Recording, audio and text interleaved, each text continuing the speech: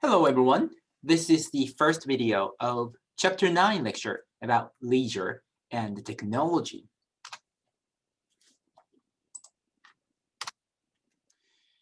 So before getting into the overview of the chapter, the chapter wanted to make a very important point about how leisure and their technology are strongly related to each other, deeply related to each other now. And there's this statistics that the textbook shared from, sorry, but this is the US American data, but American teenager from 13 to 18 years old spend an average of 9 hours a day with the digital technology. 9 hours, that's a big number if you think about it, because those teenagers have to sleep and do other stuff that's necessary for survival. And I'm assuming they also have to go to school. So if you subtract those hours, pretty much every single bit of free time, leisure time they're spending with one way, digital technology one way or another. Entertaining themselves with their streaming video maybe, listening to music on a Spotify, playing maybe video games and all that kind of stuff. For younger generation than what we call tweens, 8 to 12 years old, they're also spending 6 hours with the entertainment media daily. That's, again, a big number. This is, although the statistics is about entertainment media only though. Maybe you have seen your niece and nephew who cannot get away from the YouTube. Just they keep watching it, right? So obviously their leisure and technology are strongly intertwined. Sometimes the technology is the new leisure, really. And just a side note, if you ever noticed, like on this side, right side, I'm hoping that my face is not hiding, but there's a star mark on the right side of your notes, which means that it's really important slide, okay? So it's likely, very likely, there's some question will be asked from this slide as well for the quiz and exam. So take a note of that. This is a new addition in this course based on your student evaluation in a midterm to highlight some of the important concepts. And another very important point is that the technology changes leisure, has changed leisure so much, and it will change drastically from now on too. For example, the chapter talked about a very interesting case about what is called the Mercedes-Benz, the Mercedes, the luxurious car stadium down in Atlanta, Georgia. I think that's where it is. Yeah. And it's a 4 years old, 3 years old. I think still a new stadium, one of the biggest, one of the most expensive, I think. And I thought an interesting case, and I was going through some of the YouTube videos, and I found this video particularly, which speaks very well about the technology and the technological concerns that people had when they were designing this stadium. For example, at the beginning of the video, people talk about when they were planning and designing this stadium, what they thought this stadium would competing against in terms of entertainment. It wasn't other stadiums or any other sports facility around in that area. It was something in your home. Check it out, the video. And also the video also talk about how how connected you will be in the stadium. The connectivity with the internet and also cellular data is very, very important. It's one of those things that they really cared about when they were designing. So please check this out. It's going to be very important too. It's a great example. Now, with that being said, so that leisure and technology are related to each other, technology really changes our leisure. In this chapter, we're going to talk about 4 things, but I'm going to group put the 2 and the second and third things together. So really 3 things. First, we're going to talk about some of the definitions of technological concepts and history of it, brief history of it. And secondly, pervasiveness, how common technology is, how ubiquitous it is everywhere. Third, leisure application of technology. Leisure is actually a very rich area where technology advances and we adopt a new technology. And finally, fourth, the future of leisure and technology, some of the concerns, some of the benefits. So in terms of definition, what is technology? Because it's such a big word, a broad word that we use every day. It's application of scientific knowledge for practical purposes. Sometimes it's obvious, like drawn. I mean, scientific, but also, there's a physics, aerodynamics in it. There's engineering in it, definitely, right?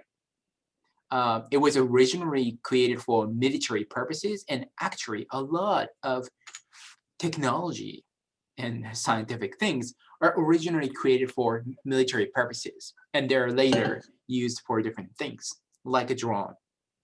And it's obvious, right? Drone, it's a robot, mechanics, maybe there's Wi-Fi in it. It's obviously technological. But something like, for example, I put the, I don't really have a badminton racket now, but on the right side, it's a badminton racket. It's actually, to be exact, one of the newest Yonex racket called Astrox 100ZZ. It's a really good racket. That's one of my Christmas presents I'm hoping to buy for myself. Secret to my wife. Anyway, $300 retail. Anyway, so there's a lot of, it doesn't look like something really technological, but there is actually technology. For example, that, what we call rim, and also the shadow, the stick part, it is carbon graphite, yeah. So basically a thin layer of carbon, carbon fibers, basically. So it's really, compared to something like a metal or something like, it's way lighter, and it's durable, strong, and it kind of, whip when you swing. It whips, but it of course come back.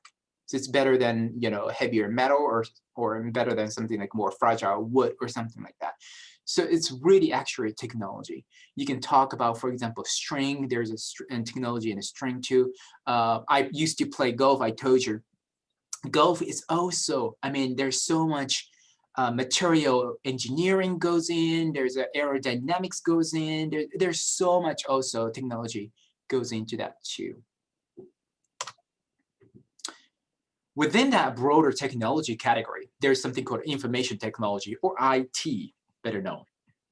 It's the use of computer and telecommunication systems for storing, retrieving, and sending information. So something like, this, right? Smartphone, almost everybody has.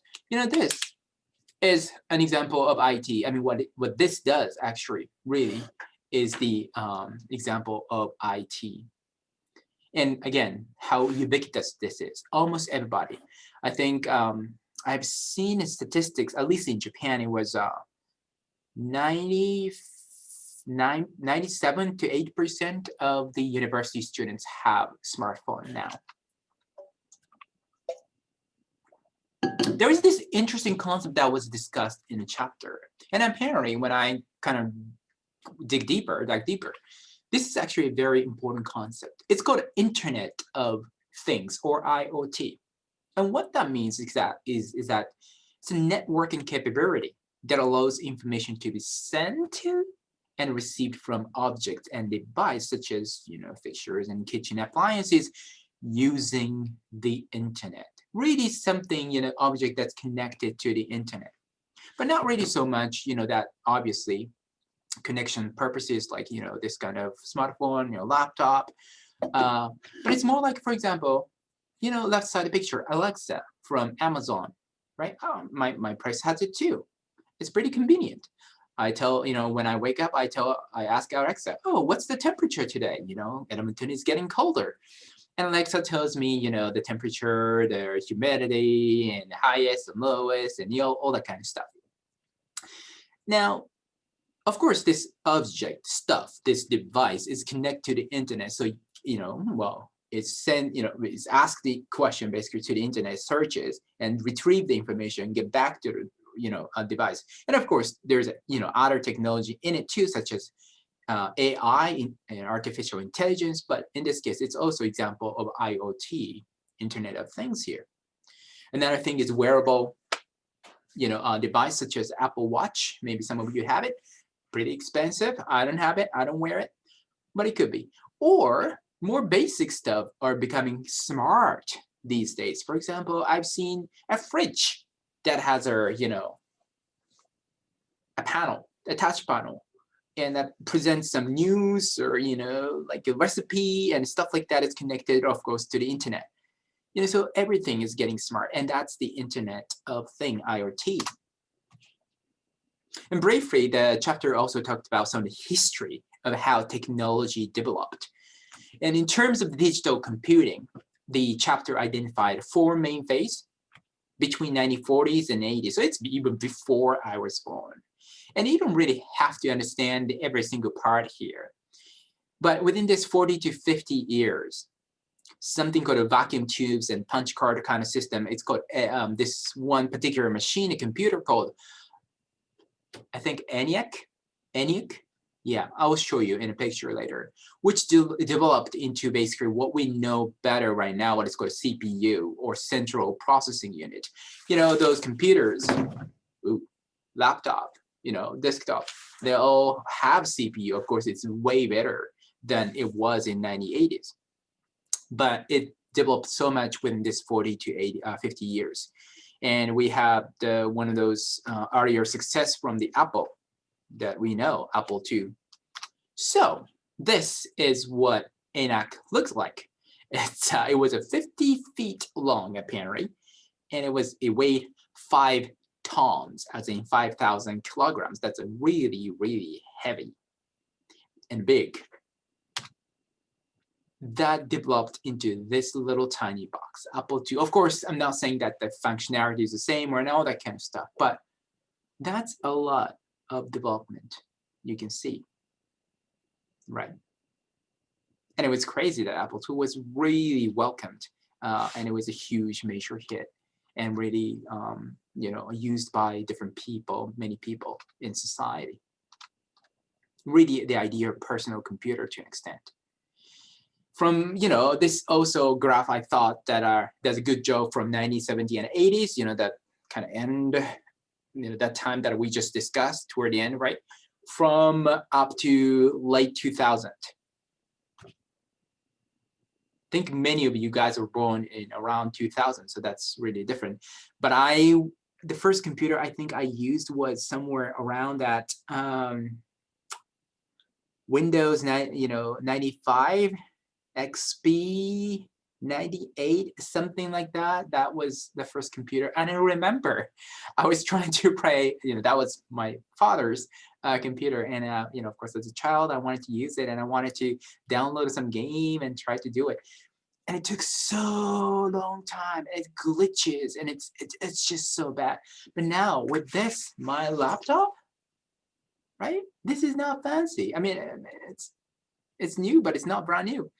I can play way more, complicated, dynamic, online, multiplayer game easy. And this is not even gaming computer. So how things developed in terms of the machine, the hardware, the computing ability, connectivity is amazing. Now that was a hard side, hardware mostly, right? Now what I want to emphasize, and what the chapter was emphasizing, is this idea that the growth of the technology has been exponential. And I think you heard this concept exponential or exponent a lot because of COVID these days. What that means is that growth is not like straight in a constant speed like this. If growth is constant speed, the increase is like a straight line, right? But growth is actually getting faster and faster. The line looks like sort of J shape. And that's what you see on the left side graph. This is actually a very old graph, but I couldn't really find a better and more trustworthy source and a newer stuff. But I think this is one from MIT Technology Review or something like that, basically. But that's the amount of data created each year globally around the world up to 2011. And you can still already see that exponential pace. Toward 2011, we're hitting what 1.8 big no, so that means 1.8 trillion gigabytes, I think. And from there, in the red circle, they were expecting 2,000% increase by 2020. 2,000%. That's what? I just can't do the math, but that's a lot of increase. And you can see that exponential speed, sorry.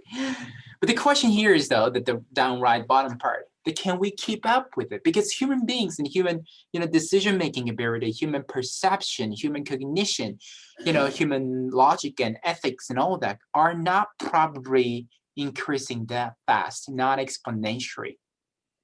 So as a user and consumers of these technology and data, can we use it wisely? Or is it actually creating a problem too? And we know probably the technology is creating problems to an extent too. So that's maybe that issue lies into the speed in which technology is advancing. So this is the end of the first video, and I'm going to see you in the next video.